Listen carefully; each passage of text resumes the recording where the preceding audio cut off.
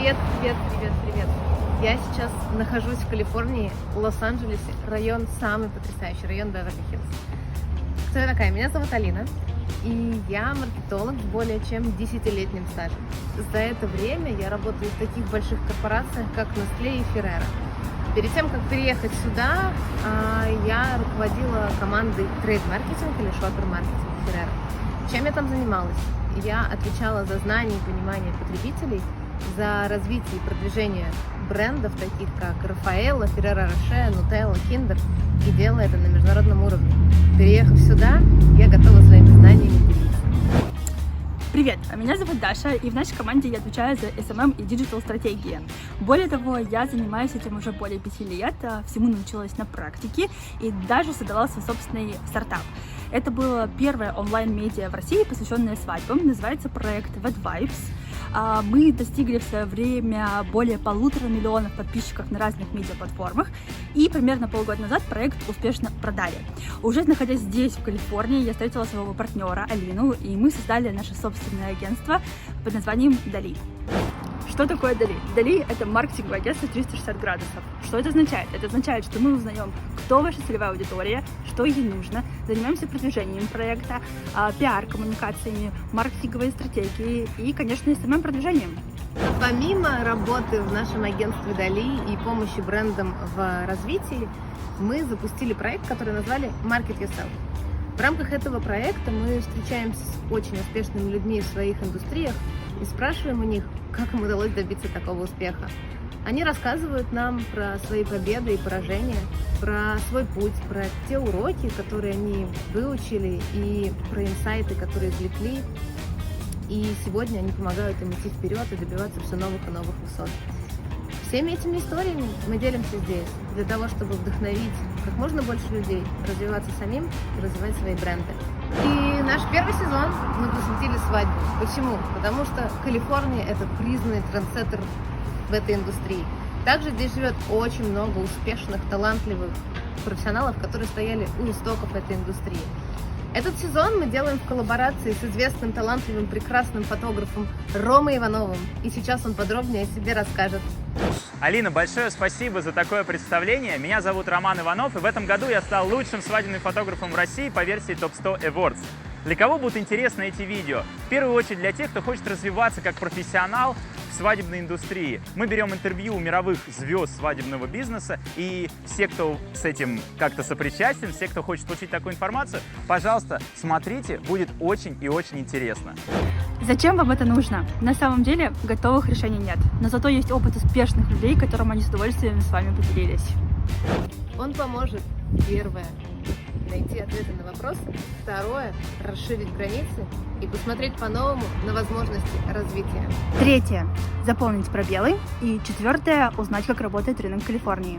Пятое – понять, как мировые топовые свадебные агентства ищут себе подрядчиков. И шестое – много веселых моментов и классных инсайтов. Будет интересно. Талантливый фотограф, защитница окружающей среды, авантюристка, предпринимательница, книголюб, оратор, бизнес-тренер, любительница собака Мартини, бегунья, путешественница. Это все о ней, Кэти Мэри. Сегодня у нас в гостях художница с большой буквы, ведь Кэти является настоящей легендой фотографий, снимая свадьбы, фэшн и портреты вот уже на протяжении почти 2 десятков лет.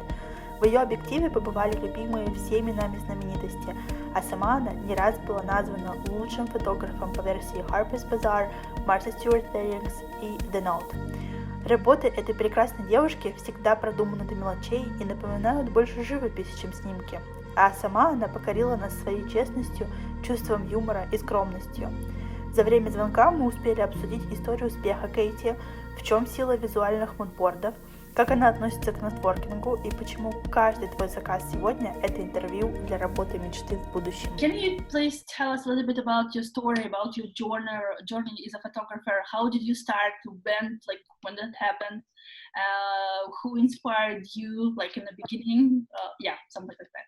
Yeah, so I started really early. I grew up a military brat, so my dad was in the Marine Corps and I lived all over. We lived in Japan a few years, but I ended up going to high school in Northern Nevada. And I was lucky enough to take a photography course in in Northern Nevada. And, you know, back then that was just dark room, black and white photos, everything. And I was really lucky that my teacher took an interest in me, and she asked me to be part of a photography competition here in the States. At the time, it was called VICA, which is Vocational Industrial Clubs of America.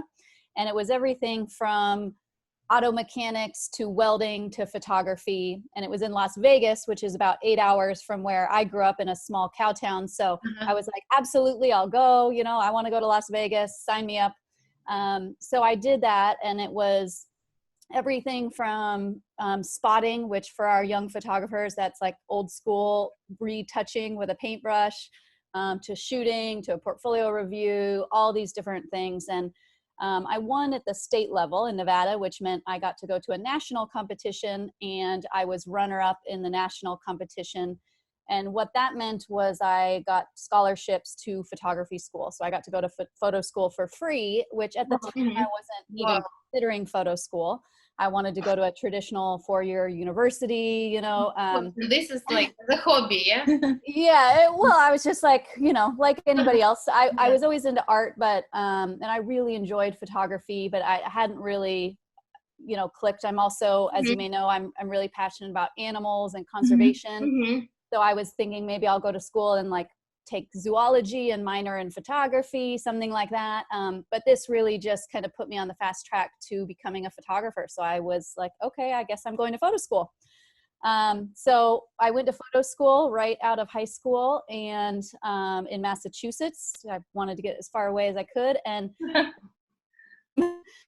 the time, not what they are now, very, very basic. And was I wanted fashion photographer. So I to and in New York and some in Europe. And I spent about 5 years working for fashion photographers as a photo assistant. Later, as digital was born, it was actually born during that period. Later, as a digital tech, I even did some production management and some fashion assisting, you kind of name it within that industry. And the biggest thing during that time is I was able to travel, which was like at the top of my list. You know, I got to go to all these amazing places and learn from a lot of really amazing fashion photographers. And so during that period, I was a first for several fashion photographers, and I was able to start shooting on my own with some of them, and kind of just on the side started to associate shoot for weddings. And this is like right around when blogging was starting and things like that. So Style Me Pretty was coming around, and weddings were just starting to change a little bit and be a little bit more creative. And I ended up at one point making the decision to just start my own business in terms of wedding photography, and switched out of fashion and went full tilt into weddings. And that was about 13, 14 years ago. I mean, like, it's like a lifetime. I mean, the whole wedding industry in Russia exists, I guess, like mostly like maybe for 12 or 15 years. I know, it makes me sound really old. No. It makes you sound so experienced. That's a nice way to put it. Thank you. I mean, yeah, for sure. Can you tell us about your husband? How did he join you? Because like you work as a team, right? We do, yes. So that's another good story. We met like a lot of great couples do at the bar in South Florida. No, now they met in Tinder. Yes, now people only can dream about meeting at a bar during the. So we met down here in Miami, which is where we're based now. And he was down here working in commercial construction. So he has an engineering degree and grew up as a builder, you know, totally different world. And I started my business the same year that the Great Recession hit here in the US. So I had about a year, and then the recession hit, and you know, it was devastating here in the US, I think all over. And essentially everything, all the commercial construction in Miami came to a halt, which was his business. Meanwhile, I was lucky that even though the recession hit, people were still getting married like crazy. My business was taking off. He was already helping me on the weekends. And through kind of with our dog, even because at the time I was showing our dog and he was taking some pictures for me.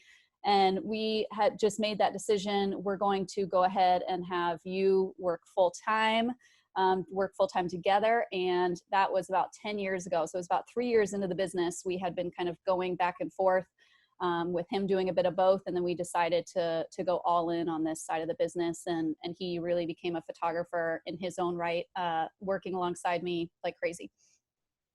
And what does he feel about that? Is he happy to, like, because this is such a huge shift right now for Totally. production to the photographer, like does he like it? Yeah. And it really was at first. He had always been more in that 9 to 5, predictable world. And this was a very big departure. We work at home, we work together, we work on the weekends together, we travel together. So at first there was definitely transition. And he was like, great, we just get to lay on the couch and eat potato chips. And I was like, oh, no. That's not what life is like at all. Now luckily, obviously within a few years, he was really enjoying it and really truly became a photographer completely in his own right. And he was shooting a lot of digital in the years leading up to him coming full time. And it was getting better and better. Each time we'd go through them and critique. And really it was when we put a film camera in his hands that he really became his own photographer and a photographer in his own right. That's pretty cool. I mean, like, you have your own business, you can travel all the time together, you can share all this experience, you meet like a lot of people. Yeah, I can imagine it's difficult for sure. Yeah, because like you work like 24/7. Yes. Yeah, but at the same time you're together. I mean, like, that's the thing. And we normally, obviously this is a weird year, but normally we're traveling so much that honestly, I wouldn't want to be separate. We'd be living two different lives. I think it would be very difficult. I know a lot of people are able to make that work. But for us, it was definitely the right choice. And we're very thankful that we made that decision all those years ago. Mm-hmm. Yeah, can you tell us a little bit about your design? Because you've been known for your incredible like taste, because like people all the time, whenever I spoke with some Russian photographers, wedding planners, whatever, they like, oh, did you see like Katie Mary's website? It's so beautiful. All this, even your stories, and you post the stories. I don't know how you do that. Where did you find these fonts, or I don't know.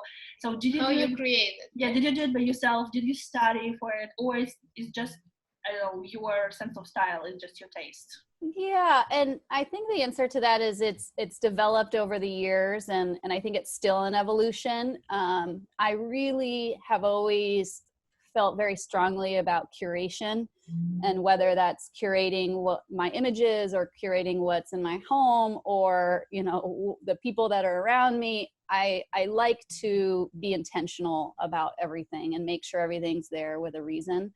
And I would say that I, like most people that are in this circle, am extremely visual.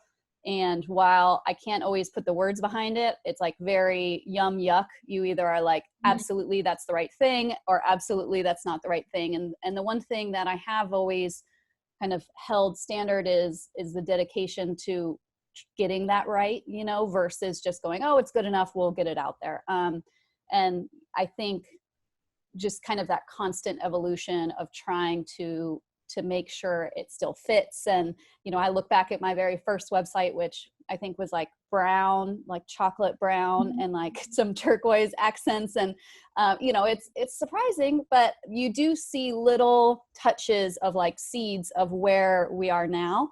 So you can kind of see that evolution and just continually refining it. So I think part of it is not getting too attached to like, oh my gosh, this is my color. This is my this, it's always evolving, but yet it still feels in line with where it came from.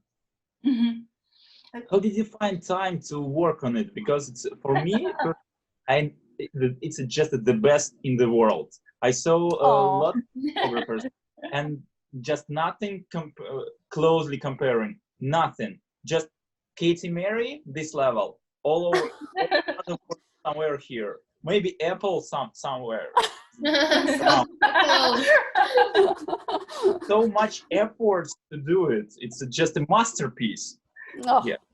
How did you find the time? That's it. I'm quitting for the day. I'm leaving now because thank you. That means so much to me. And I really also appreciate that you recognize there is a lot of time involved with that.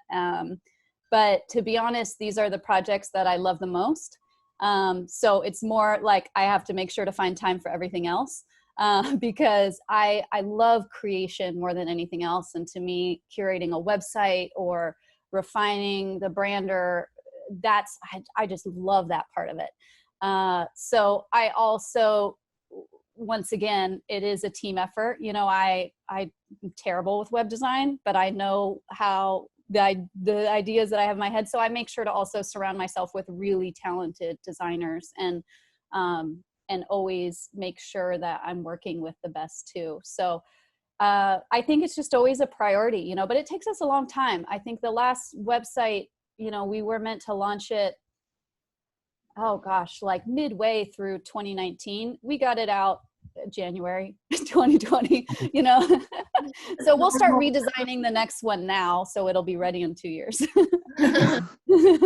So you're thinking like it's not like, so you're working on something else right now, so you think like this design is not enough? Exactly. Yeah, always. I think always looking to kind of, well, we know we've gotten this, you know, we've gotten this down, but and this now I think is even more important on the back end, because you know how it looks is one thing, but then we know there's the whole other side of it is all the SEO working the way it should, are the pages, you know. So we're always just continually refining that to see what we can do better. And my goal is now moving forward to have those be in minor adjustments versus, you know, one site up, one site down, which is how we've done it more traditionally in the past. So hopefully we'll be able to kind of continually tweak as we go. So it's a more in the moment evolution, evolving with us in that way. Oh, cool. Sounds like Alice in Wonderland. You know, Yes. time you need to run. Yeah. It is not exact translation, but the idea is like that. And this is the secret. Okay. I love that. Yeah, and so you've been in the industry for such a long time, and like then you started, it wasn't social media or like something. So can you tell us like how the industry changed like during this time, and what do you think is essential right now for a photographer, for example? Like, is it because like some of the people that, like people who just started their career, they think, okay, just a beautiful Instagram page is enough. We don't need a website, we don't need to publish everywhere, because like you can find your clients through social network, right? So what do you think like is essential to build to your successful brand? I think number one, which is not going to be the answer that people want, but it's having a point of view. And this, I'm always looking for photographers to work with us, because even though I have my husband, Chad, who works with us, and we have third and fourth shooters, but we're always looking for more talent to work alongside of us. We need more and more photographers each job. And the one thing that I see when people write us is, so often the first thing I look at is Instagram. So that's very important, because that's like, we all know, who is this person? Click, I'm gonna look there first. If it's interesting, then maybe I'll go to the website, right? It's like dating these days. That's second base.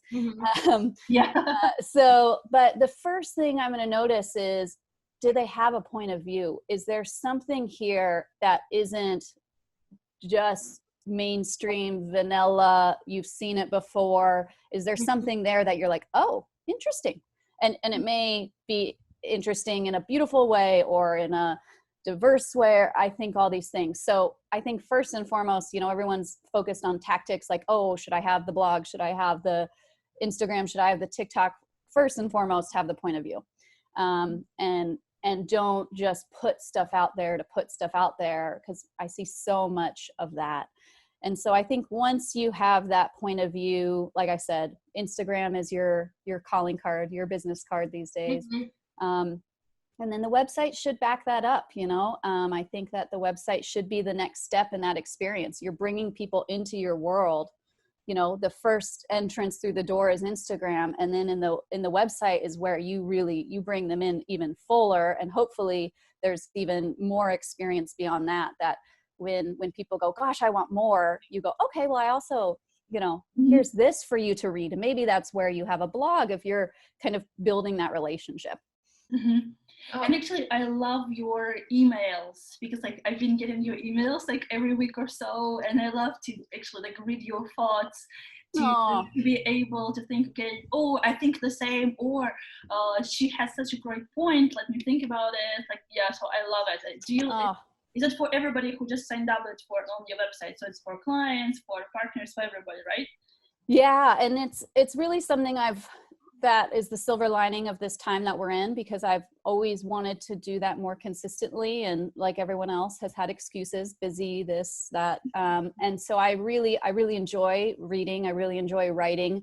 And it's something that I just said this year, given the situation, this is what we're doing. Every Friday, we're getting something out. So we're going to continue that. And I appreciate anyone who's willing to read about my musings and kind of what I'm up to. And hopefully more in the future, there will be more behind the scenes of our shoots and travels. But right now it's a lot of thoughts because most of us aren't going too many places right now. Yeah, but you have a lot of photos. I mean, you can share Yes.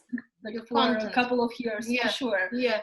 Like, Yes. oh, I'm just remembering this like beautiful trip to Tuscany, for example. Right. For sure, you have like so many photos that you didn't even publish, I imagine.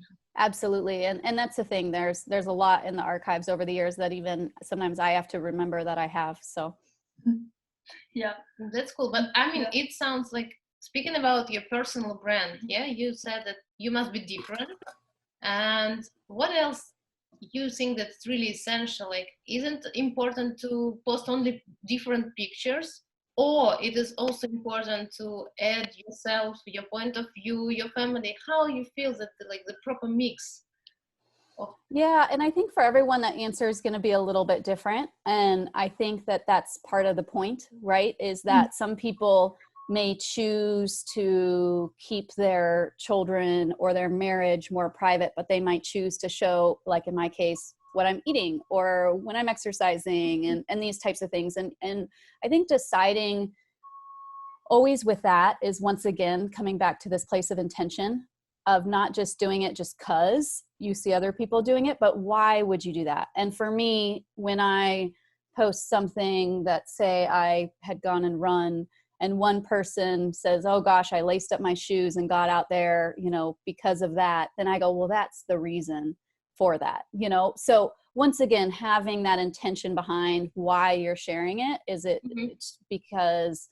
you're able to offer something to inspire someone else, or, give someone else an idea for what they're going to eat that night, or share this beautiful place that you are, or maybe you are just this, amazing person, family person, and you can offer that side.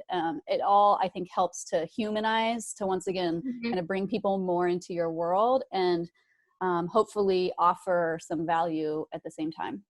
Okay, so like you need to deliver some message, not just... Yeah, and I think it doesn't even have to be that thought out, but the initial idea of thinking about why should I share this, and why, and having that conversation, like if I'm gonna go, do some tequila shots at the bar with my girlfriends, like I'm probably not gonna share that because it's probably not in line with my brand.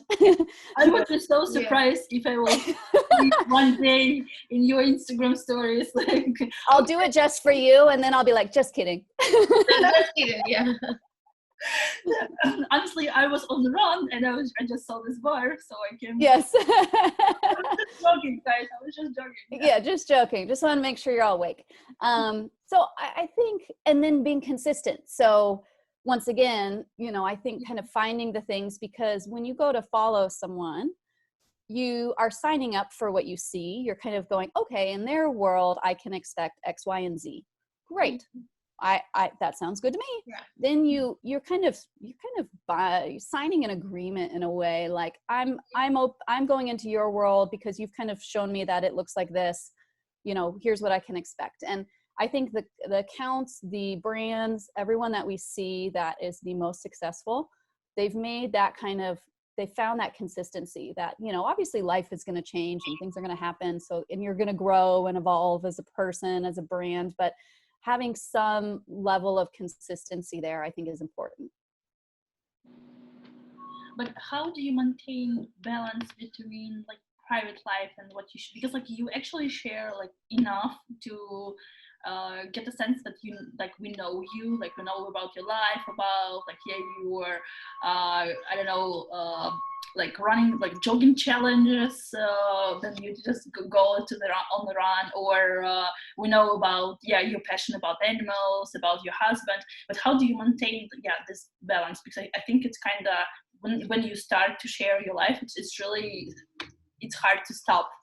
And at some point, people actually afraid to share too much, maybe just to damage the image, or I don't know. So how do you know like what you're gonna post or what you're gonna just? Yeah. So the easiest way I can think about this is if I were to sit down with the three of you at a coffee shop, or let's say we're in the south of France having rosé. That sounds better.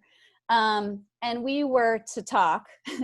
And we were to start sharing things, you know, what would I share with you? And I would probably share, you know, my passions around animals and the environment, about my photography, about my travels, about, you know, how we haven't stopped working out each day in 2020.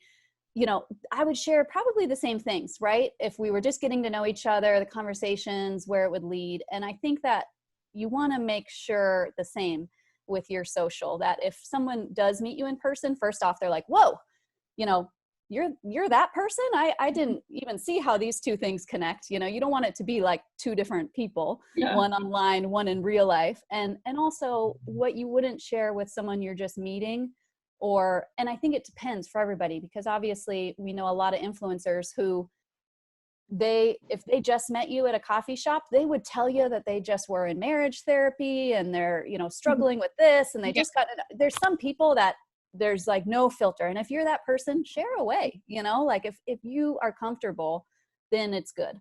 So I think you have to also imagine, you know, your prospective bride, if they just found you and they see that story, you're okay with that?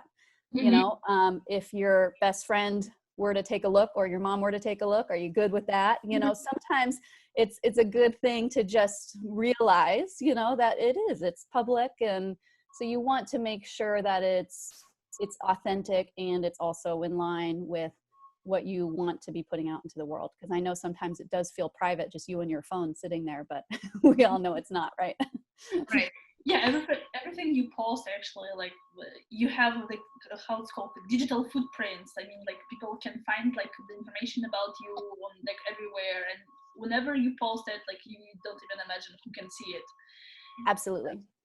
Yeah, I think, and I think it's harder for people who are younger, that grew up with cell phones, because it's going to get harder, because there really is less separation. Where I think, you know, I feel lucky that cell phones weren't really like what they are today until I was out of high school and those types of things. So I think for some people, it's going to be harder to find those boundaries.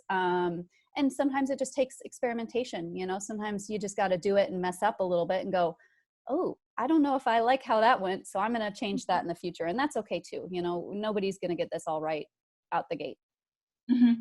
Exactly. Question about it. When I look at the bloggers, I saw that they show a lot from their personal life. They have lots of followers. So, and as lots of lots of people see their stories. So they, as much followers, more promotion for their brand or some product what they sold. So when we have a filter, what good with our brand, or is not good. For example, you drinking the tequila with your ladies in the bar. Now we're going to start all sorts of rumors.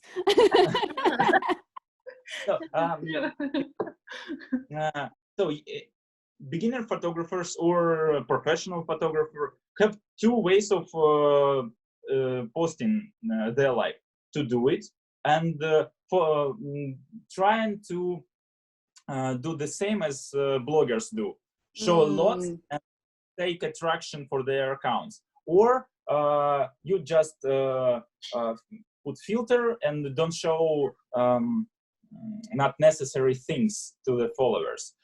Which strategy is more is better for wedding photographers? What do you think?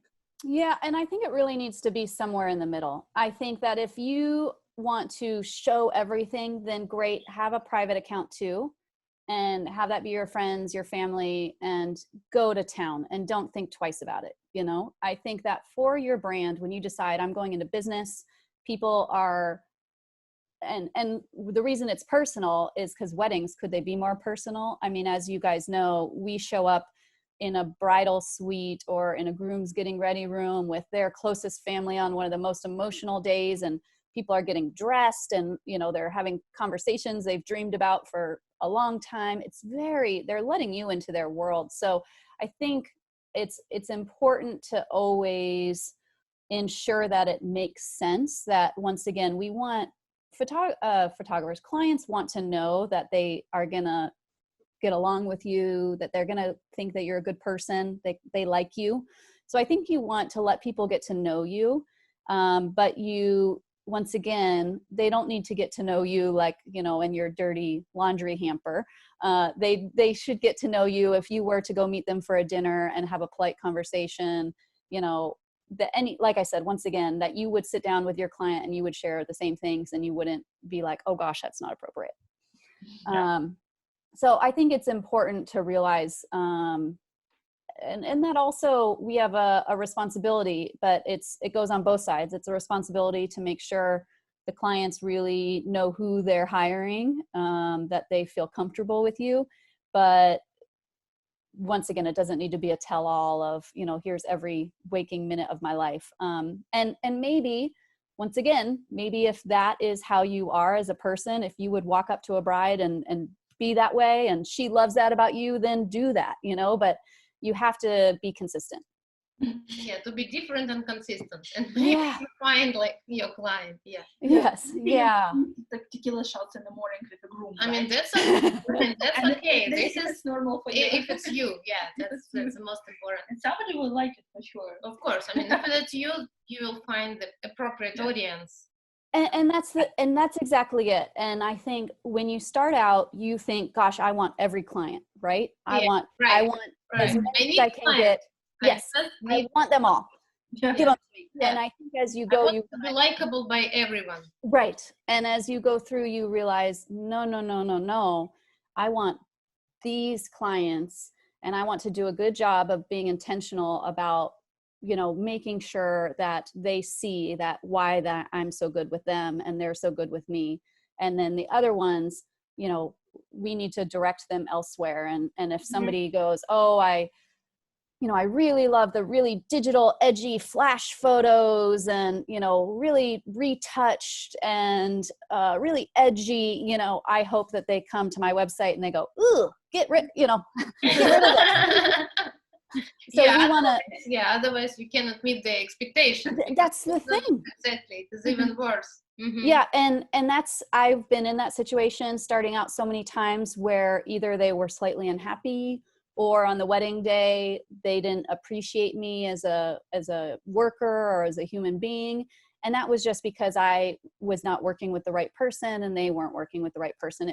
We didn't do a good job matchmaking, you know, and it's just like people dating. Just because people break up doesn't mean the two people are bad people. It's just not a match. So. Yeah, I love this. Thank you.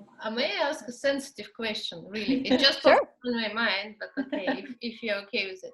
Sure. I mean, you're really experienced photography, and couples expect that you will show their love story in the best way, that they even will be like impressed.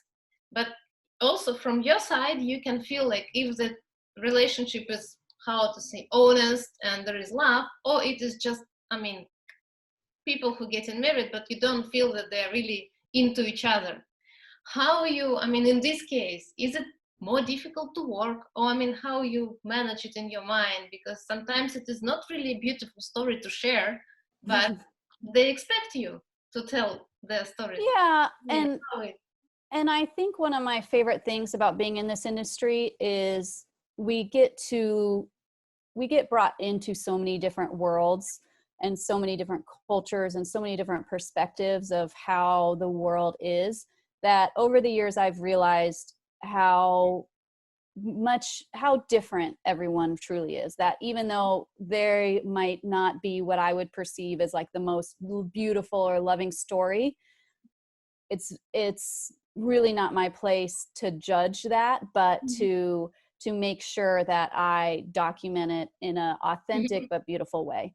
And so I think also recognizing the differences and being able to adjust to them, it's something that you really do get better at over time, of being able to put yourself in a situation that might have been completely uncomfortable to you in the past. You can get into it, you can read the room, you can get to know the people. Just, most of the time I try not to Google them, I try not to do that stuff, so I'm not making judgments ahead of time.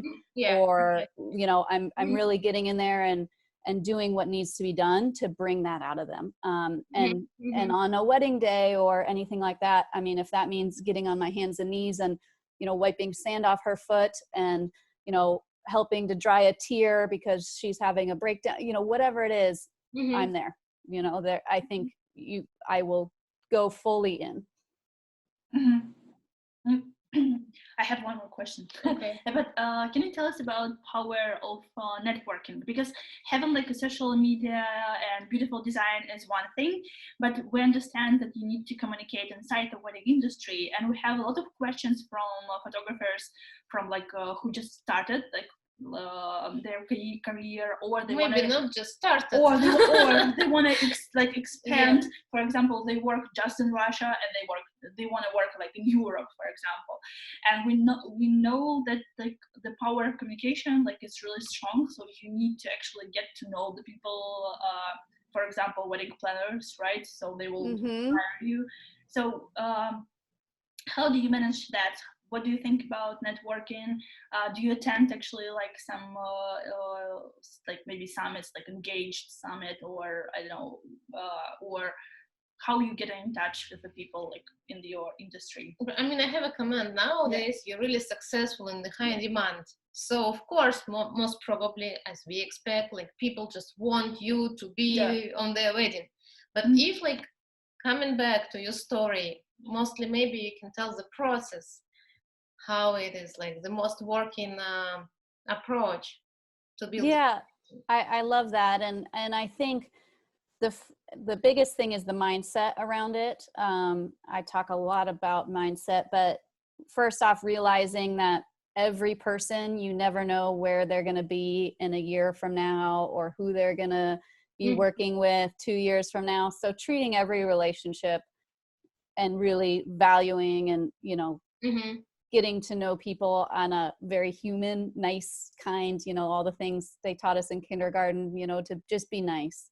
I think that's really important. And then I think when we're, once again, going out and actively seeking to build relationships, to really being thoughtful about how we do that, and not just going down a list of the top 10 people and going, okay, I'm going to message every single one of them and I'm going to send them a basket of candies, really being thoughtful. And if maybe they are on social media and you go, gosh, their brand is in line with my brand, we serve the same client, I really like who they are, or I think I like who they are as a person. Now I really want to get to know them. Well, then, it's not that hard to figure out that I love dogs and animals, or, that person loves to drink tea, or they love rosé, and being thoughtful or trying to provide some value there. I think that you definitely need to come from that place of value. And if you can, let's say if you're trying to get to know someone and you know that you're going to be in their city, or that they're attending something, then I think that's a great reason to go to a networking event, or to, travel to a thing like that, but already having done that homework. So you're not just showing up and randomly meeting people and hoping that, that works out sometimes great too. But I think we now have the luxury to do so much homework on our own, to really be, here's my wish list of people that I think I would really like to work alongside with. and over time, just making sure to nurture those relationships over and over and over, which I think like we were saying with website, it has to be just constant, you know, which people kind of tend to go, oh, I'm networking now. Now I'm not. Now I'm networking. Now I'm not. You're just switching the mood, like yeah. And following up, you know, sometimes it's as simple as, you know, I was on a big group call yesterday with planners and florists and people from all over the world, and you know, just sending a message afterwards of, you know, great to talk to you today. Would love to, you know, just sometimes, you know, I was lucky to have a mom that sent cards to everybody, and everything was a handwritten note that came with a little teeny package that was wrapped by hand. And I think that these days, especially, all that means so much to really go, oh gosh, I remember that they love this thing. You know, I'm going to send them this water bottle because it just reminded me of them, you know? That's so nice. That's nice. And now, if you speak about your clients, how do they find you? Like, how many in percentage, I don't know, they come via Instagram or via wedding planners? Yeah, what is the way to find you? And what is it? How do you feel? Of course, maybe you don't have statistics, but how you feel it? Yeah, so obviously it's gotten over the years much less clients finding me directly, more from wedding planners. And I think that this is a really great strategic way for people to build their brands. If you're a planner and you know that you need higher end photographers to kind of reach the next level of business, then obviously they're going to start recommending higher end photographers to their clients. And I actually did that in reverse when I was getting started, going, I need to work with the more high end planners, so I'm going to be recommending them to my clients. You know, so that I think that's a good way to do it. But these days, I do still have people that reach out via Instagram. So really always making sure, I always say luxury. It used to be that luxury was like, you know, long and you would be patient for luxury. Now luxury is like warp speed. You know, luxury means you're getting back to people right away. You're giving them quick responses. And then really a lot through planners for me. Okay. I honestly thought that you have lots of people from Instagram because but most, I mean, it's really cool insight for me that not really, business is not like Instagram is a profile, is your business card, but still the clients come with recommendations from the agency, and this is a big part of your personal brand, of your like doing your business in the end of the day.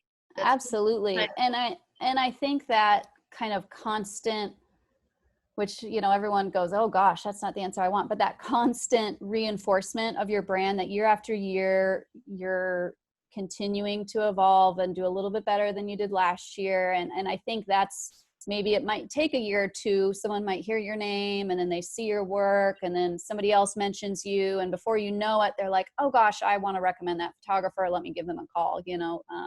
So I think also just realizing that sometimes it does take time to really build that reputation. Okay, Dasha. No, okay.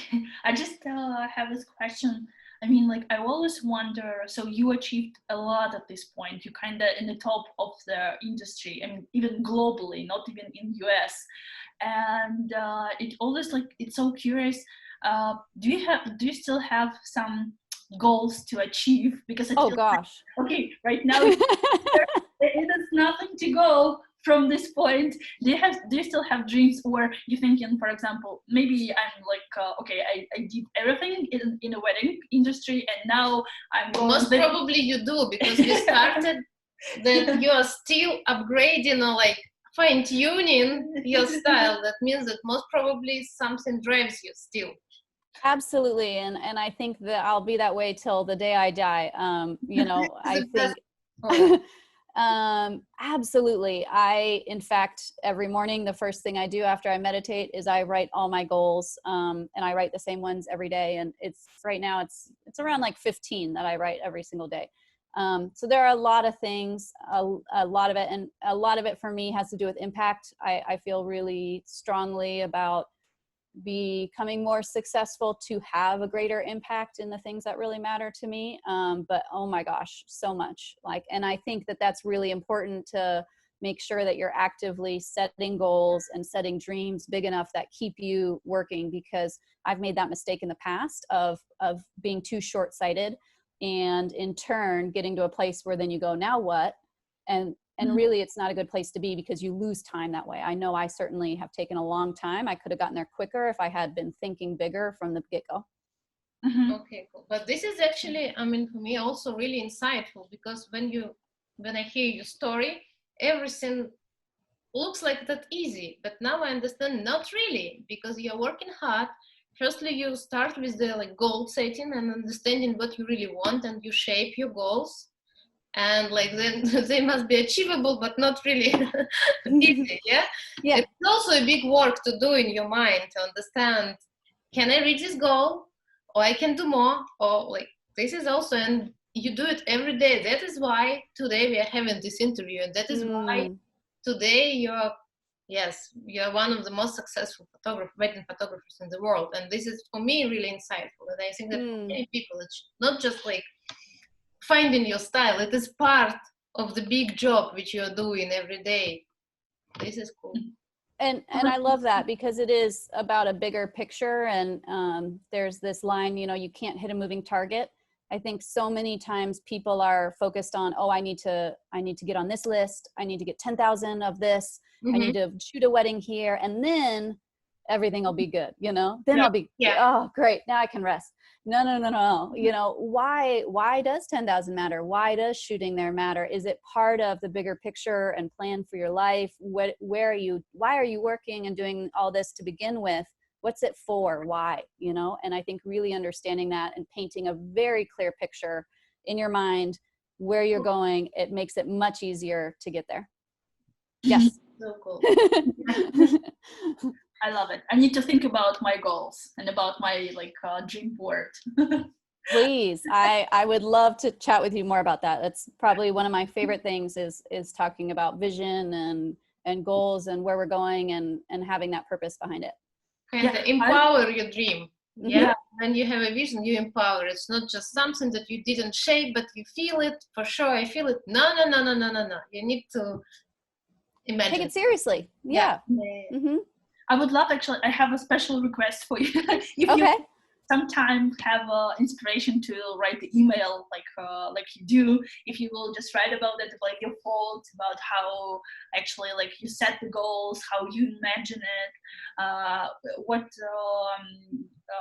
don't know what kind of time limits maybe you think, like for example, I'm all this time setting a goal for a year or for 5 years. Maybe you will just talk about it a lot, or write an email. I would love to get it from you. Yeah, absolutely. And I teach on this a lot inside my digital course, The Abundance Plan. There's a lot of that in there to really take you through those exercises. So yeah, I also wanted to share that I also have my mood board. Yay! Everyone go home and make a vision board. That's going to be a homework after this. Yes. That's why I get so excited when you told I have a goal for today and for the whole life. I have a big vision. That's why I'm so excited. Yes. I love it. The same. Not really have the same, but of course, I mean, I love it. Like if you find the couple who sees the same world, same way as you do, we have a great product. It's the same. I feel absolutely, and same thing with the team. You know, when the wedding planner, you guys are in the same line, the florist, all of a sudden you can make amazing magic happen. But if you're all not a good fit, you know, it's harder. So I think figuring out who you are and why you're doing it all is so important. And I see Roman's got his board behind him too. Yes, he also has. Did you have a question? I have 3 questions, and I think how to manage all of them. You told about your course, online course. Could you give more information about it? Because lots of Russian photographers will see that interview. Maybe the main idea, and why did you decide to do it? Well, you know, What- earlier how I was saying I took some detours and made some mistakes, as we all do, that really cost me time. I could have gotten further faster. I feel that a lot of the times when we hear people speak in maybe an hour like this or on a stage somewhere, we can't get in far enough. I can't really share all the ideas as well as I would like. So I really wanted to create a course that anyone in the world could take. They didn't have to get on a plane for it, which was very good after what's happened in the last few months. And that really, if I were to have this information at year 5 in my business, year 3, year 7, it would have really helped me to get farther along. If I was asking myself these questions, if I was taking care of these things in my business, if I was learning about the business side of things, not just focused on the art side, but I mean, it all goes together and it's a lot. I mean, being an entrepreneur and becoming a successful photographer, this isn't for the faint at heart. So we need all the help we can get. And that's why I created this digital course that to me shares the most important things. If you listen with an open mind and an open heart and then do this work, it's going to help you get further ahead much, much faster. So, and we only open enrollment twice a year. So we launched in January, we had a group go through it, and then we're going to again in September. So I don't know when everyone will be watching this, but certainly I'll be, on Instagram talking about it and things like that. Yeah, they will have some time to enroll. Yes. But will you recommend this course just for photographers, or just for everybody in general also? Creative entrepreneurs. So we're covering mindset is a huge part, as I always talk about. We're covering, where you're going and why, all this goal setting stuff in depth, like you were just asking about. We're covering business development. I took really long time to start studying a P&L, to really get into the numbers side, to charge what I was worth, to not be afraid of the money side, all that stuff, all the things that you should be looking at, and how to build those relationships, and then ultimately how to take care of yourself, because doing all this, it's like I said, it's hard work, and burnout, self-care, maintaining your health, those are all equal apart, and we can't treat any one of those areas if we're not looking at the whole picture. So it's really that whole picture. Yeah, that sounds like an adult approach. Yeah, not and it's a very child. Yeah, that's cool. And burnout is a very important problem for the photographers. And as year to year, I see from year to year, I see lots of people who just stop business, or maybe just go from that road. I can't see them on Instagram or in the market because of burnout. It's a very important for photographers. Yeah, and I don't think enough people talk about it or address it. That once again, and I think that comes full circle back to knowing your bigger picture, your why you're working so hard. It's all related. So we really have to be thinking about all these things. I have 2 more questions. Please. Yeah. You work a lot with lots of wedding planners, and lots of wedding planners will see that interview. So can you tell us the best experience of work with the wedding planners, wedding planner? And what is the most important for wedding planners from one of the best photographer in the world point of view? Gosh, I love this question, and I hope we help wedding planners and photographers in Russia have better relationships. Number one, if you decide as a wedding planner that you want to grow your brand and build your business, we have to acknowledge that photos and video are a very important part of that your work can't rely just on testimonials. You need the beautiful images to back it up. So if we're deciding that those are important, then we need to look at the photos from that team view, holistic. Too much of the time people go into a wedding and they go, this is my lane, I'm staying right here, that's not my job, this is what I do. And that goes both ways. So if you see you're standing there as a photographer and you see, oh my gosh, there's a crisis, it's starting to rain, we need to move this table in here really quick, you put down your camera and you help the wedding planning team out. Same thing with the wedding planning team. If a photographer shows up and they've requested the invitation, the welcome bag, and that the room be ready at a certain time, you build into your schedule and you give care and attention to make sure that photographer can do their best job possible. And number 2, I don't know what number I'm on, the schedule is so important. And I learned very early on that the more I invested into this relationship by maybe having a conversation with the wedding planner and the client and walking through the schedule and identifying, well, you know, I realize we said we're having 20 minutes for photos, but it takes 10 minutes for us to walk there. So I think that that's going to be a problem we need to address. And, you know, having those conversations before the problem arises, very good for everybody. And making sure that you are really explaining, educating if you need to. You know, once wedding planners know it, like a lot of the planners I work with, they go, here's the rough draft of the schedule.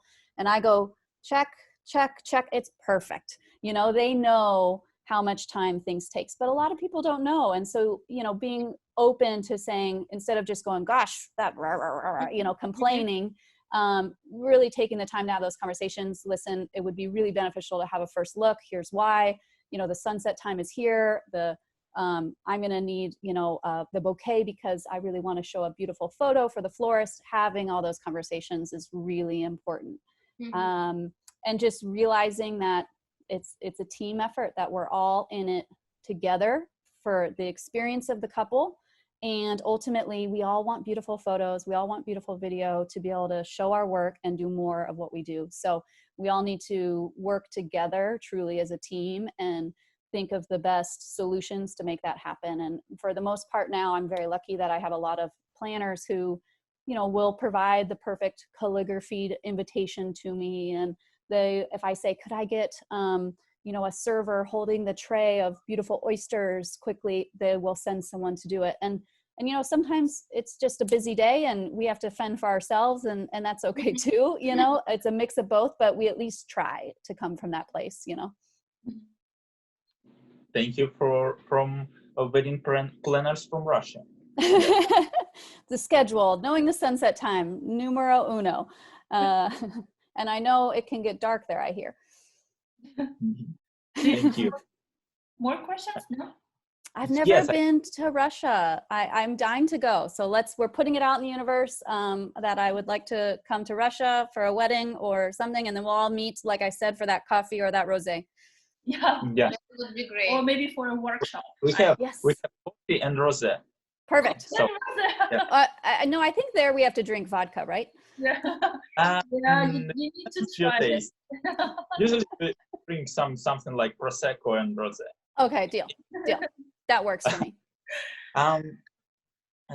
My question about you told that you have lots of wedding planners who suggest you to the clients, and you build that relationship.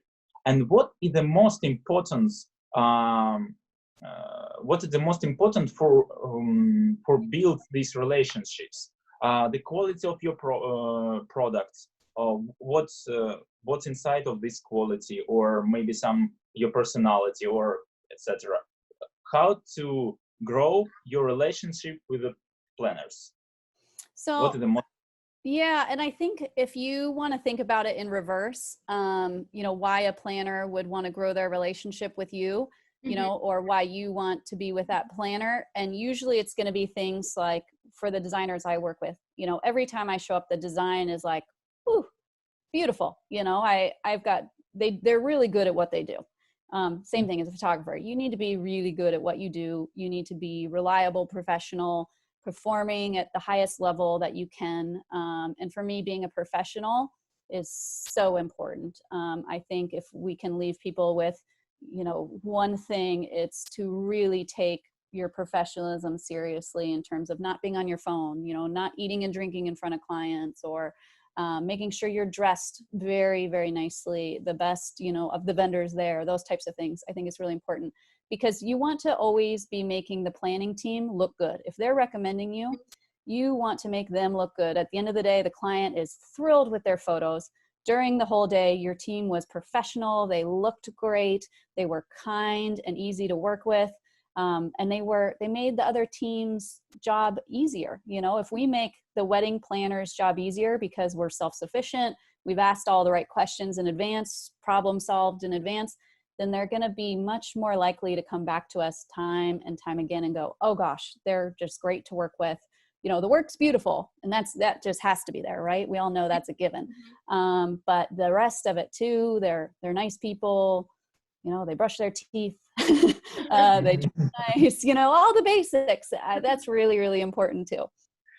Actually, to be like dressed nicely is a common mistake in Russia, because like all the time photographers, they're like, okay, we have like black and white dress code and you need to wear, I don't know, maybe some chinos, like pants or something, and they're like, okay, but I will wear maybe a short skirt or a dress.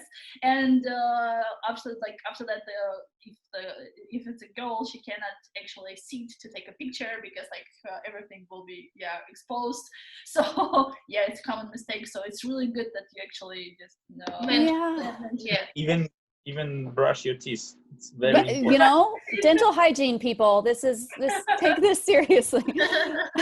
No, but you know, when we started out, we were shooting weddings mostly in South Florida, mostly in the Keys, where sometimes, I mean, it was 100% humidity. You are just soaked, and Chad would be in a suit jacket and his shirt would be soaked through, but he was still dressed nice, where some men would show up with polo shirts or things like that. And, you know, that may be fine for where you are with your business right now, but my hope is that you don't want to be there forever. So you need to start dressing for the job you want in the future, and really make sure that every wedding is your interview for the next job. You know, never forget about word of mouth, that you're being judged on this wedding for the next one.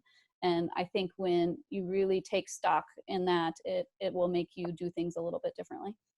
Yes, I love it. I mean, you've been taking notes. Yeah, I've been taking notes. Oh, good. You'll get. I'm sure you can watch the replay. I like how you shape something.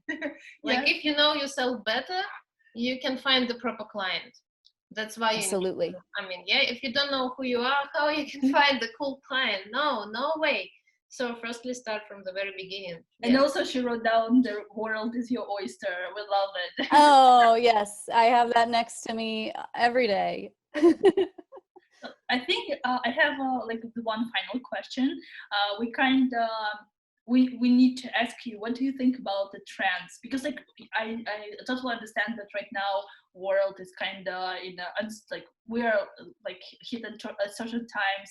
Nobody knows what's gonna happen next. But what do you think?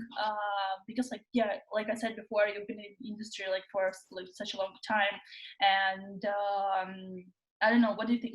Because is it a shift, or it just like everyone will soon back to normal?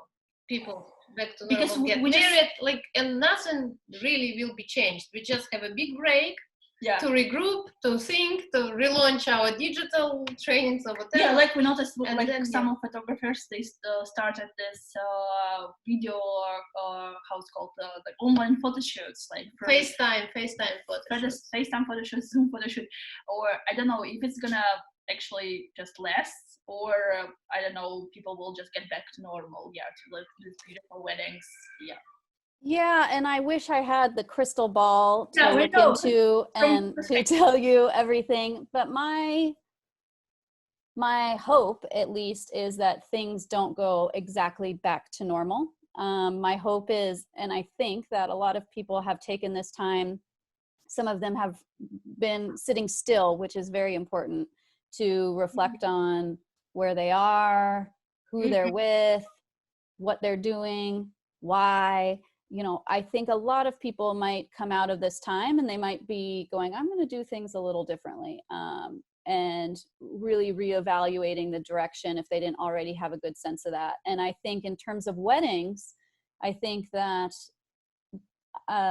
some of it will be business as usual. Some of them, you know, that are getting married in 2021 will continue just to plan the same way that they will. I think that maybe we'll see people doing some things more last minute, at least in the next year, where it might be big weddings, but they might be, okay, in 4 weeks we're getting married instead of a full year. hopefully through it all, everybody's just very intentional. And my hope is a little bit more kind to one another, that we've all kind of been in this common experience and everybody's had some good, some bad with it, that everybody will come out of it just being a little bit more focused on why they're doing what they do, whether that's planning a wedding or photographing a wedding, and really being kinder to the people around them. So I think in terms of trends, I think it's going to vary in different parts of the world, but at least here in the US, I think we are going to see some, and maybe other places, we're going to see some more elopements, some smaller, more improvised, intimate gatherings that are still very high end. But I know we are kind of sitting ready that if someone says we need you here in 2 weeks, we're ready for it. So we're making sure our cameras are clean, everything's ready to go, that if someone needs us at a moment's notice, we're off to go do it. Okay, I think we're done. Yeah. We just want to thank you. I want to thank you Yeah. for such an insightful interview. Yeah. Yeah, I mean, it's so great. Like, it's the first time that actually I saw you. Like, I watched some of your like IGTV like interviews, but still I couldn't imagine how nice and I don't know open you are. And this is like I don't know, such a great insight today, because like we've been, like I said, all of us we've been following the work for such a long time, and you always like imagine who actually is behind all these beautiful pictures and everything, and this is so cool. And yeah, it was such a great interview, so many insights, and we're definitely gonna wait for announcement for the new enrollment for the Thank you. So maybe we will attend and get some more insights, and we will definitely recommend it like to like everybody who will watch this interview. Yeah, so Please. Well, thank you so much for having me. It's been a pleasure to talk to each and every one of you and to just learn more about your audience as well. I love what you're doing and only hope that I get to learn about it more and more. Yep, thank you so much. It was an honor, and we were waiting for new emails for sure. Yeah. Oh, yay. Well, keep the feedback coming. I like the special requests. So please, any way that I can ever be helpful, let me know. If anyone has any follow-up questions, DM me on Instagram, anything like that. I would love to hear from you. Okay, great. Yeah, great. Thank you. Thank you so much, and have a nice day. Yeah. Thank you so much. You Great. too. Thank you for staying up late for us, Roman. It was my pleasure. Thank you. Thank you. Если вам понравилось это видео, То ставьте лайк. и подписывайтесь на нас в Instagram.